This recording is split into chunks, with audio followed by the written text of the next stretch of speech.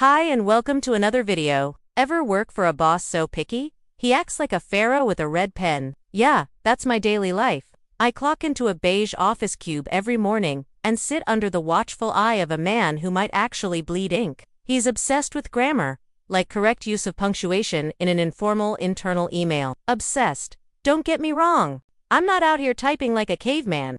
But if I say you're in an informal note about ordering more printer paper, boom. I'm on his unworthy list. He doesn't yell. No, he's worse. He withholds bonuses. Gone. Promotions. Delayed. Kindness.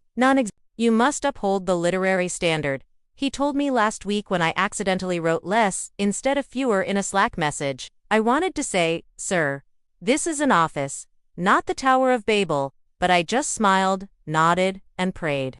Later that day, I found myself flipping through the Psalms during lunch, and Psalm 3 hit different. David wrote it while running from his own son Absalom. Talk about family drama. Folks were talking behind his back, saying, there is no help for him in God. Felt a little too familiar. But then David says something bold. But you, O Lord, are a shield for me, my glory and the one who lifts up my head. That snapped me back. God doesn't judge me by my spelling errors. He sees my heart, not my eye before slip-ups. This job is hard. The boss is cruel. But David laid down and while folks were hunting him down, he said, I awoke for the Lord sustained me. I guess if David can find peace in that mess, I can find peace in mine. Joseph had it worse. He got tossed in jail for a crime he didn't commit. Yet even in prison, God showed him favor. Favor doesn't need permission from Pharaoh. Daniel got thrown in the lion's den for praying. But God sent an angel and shut the lions' mouths. So now, when my boss acts like I committed a felony because I forgot a comma, I whisper, Lord, you are my shield, and I keep working. Not for Pharaoh, but for the Lord. 'Cause here's the thing. Grammar may control my paycheck, but God controls my promotion. And one day, the Red Sea will part. Maybe not for my spelling, but for my faith.